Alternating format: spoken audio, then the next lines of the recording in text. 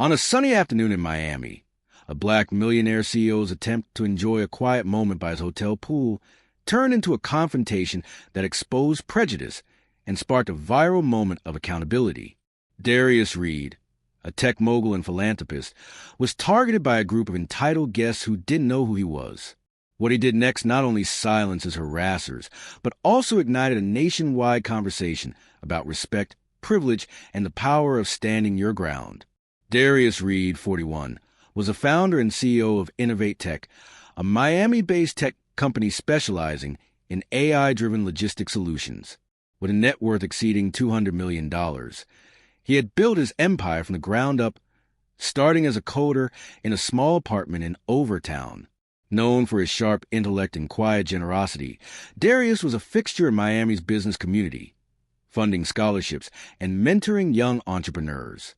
On September 8, 2025, he checked into the upscale Azure Palms Hotel for a rare weekend of relaxation after a grueling series of investor meetings.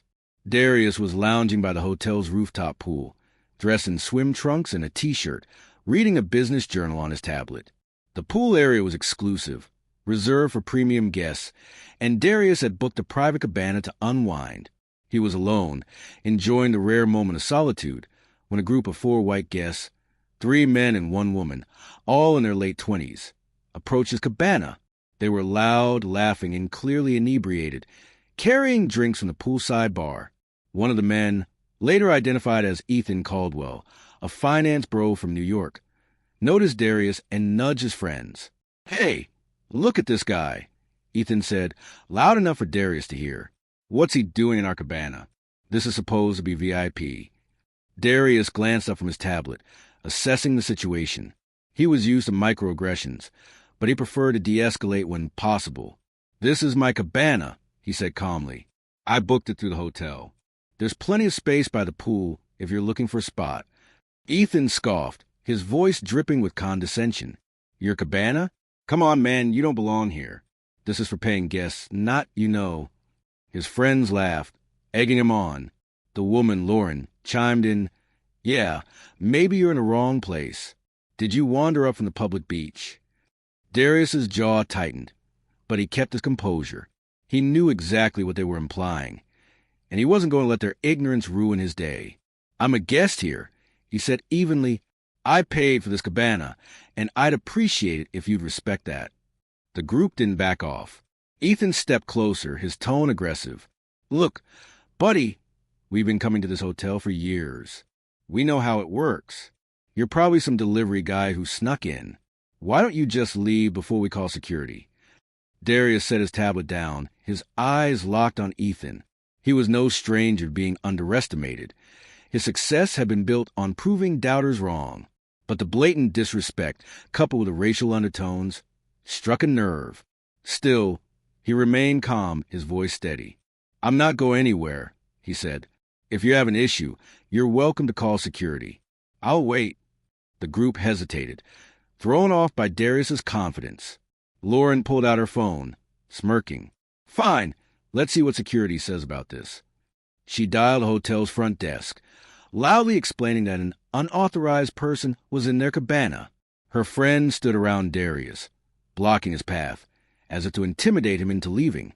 Darius stayed seated, his posture relaxed, but his mind racing. He knew the situation could escalate, but he also knew his rights. He discreetly pulled out his own phone and began recording the interaction, capturing the group's taunts and their attempts to intimidate him. He didn't argue or raise his voice. He simply documented. Within minutes, 2 security guards arrived, followed by the hotel's assistant manager, Jessica Torres.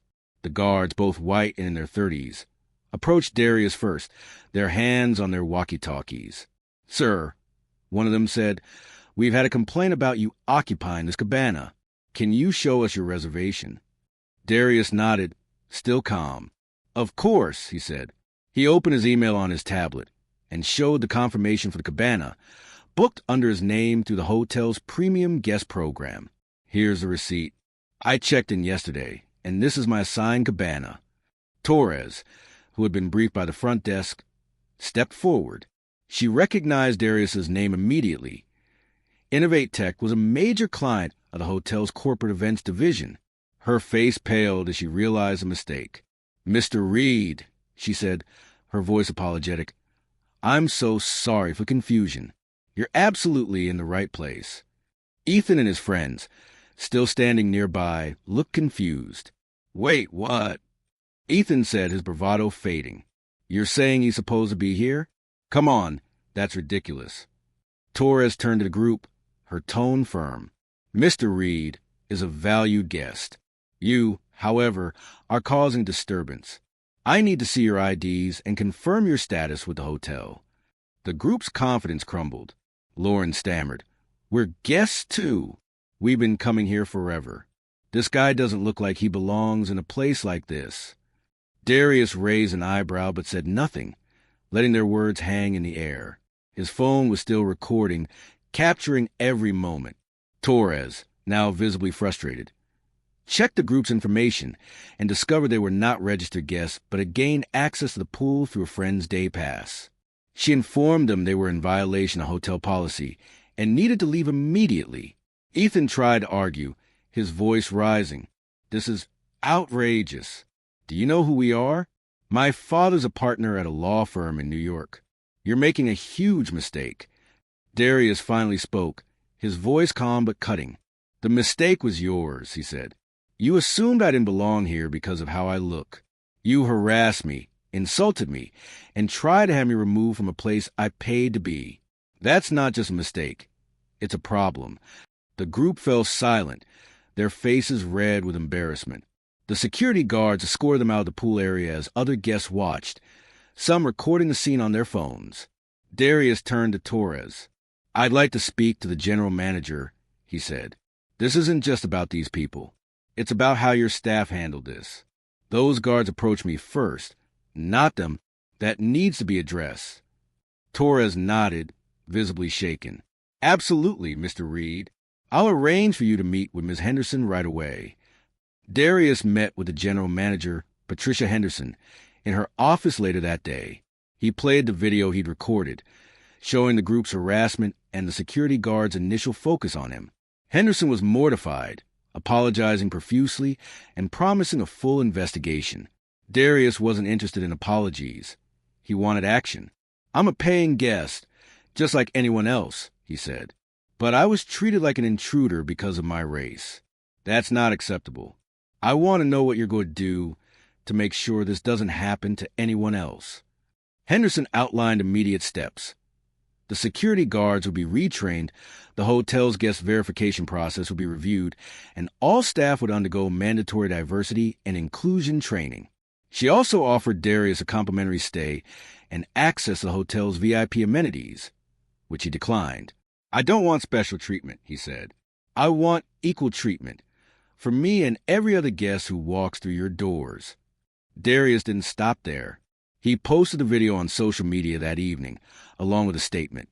"Today, I was harassed at a luxury hotel because some people assumed I didn't belong. This isn't just my story. It's the story of too many others.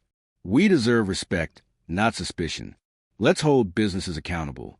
The post went viral, amassing millions of views and thousands of comments within hours. People shared their own experiences of being profiled, and the hashtag Respect Not Suspicion trended nationwide. The media picked up the story, with outlets interviewing Darius about the incident. He spoke candidly about the realities of being a black man in spaces where wealth and status are assumed to belong to others. "I'm a CEO, but that didn't matter to those people," he said in an interview with a local news station. "They saw my skin and decided I was out of place. That's a problem we can't ignore." The hotel issued a public apology, acknowledging the incident and outlining their commitment to change.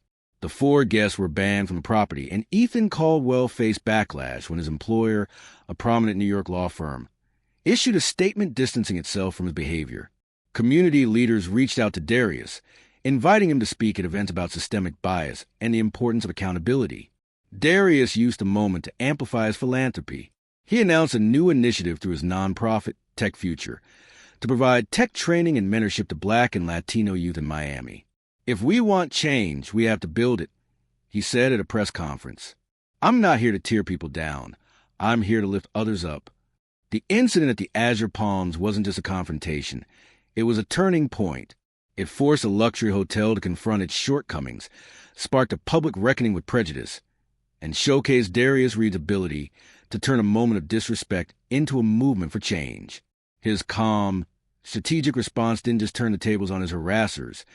It reminded the world that dignity and action can reshape the narrative one viral moment at a time.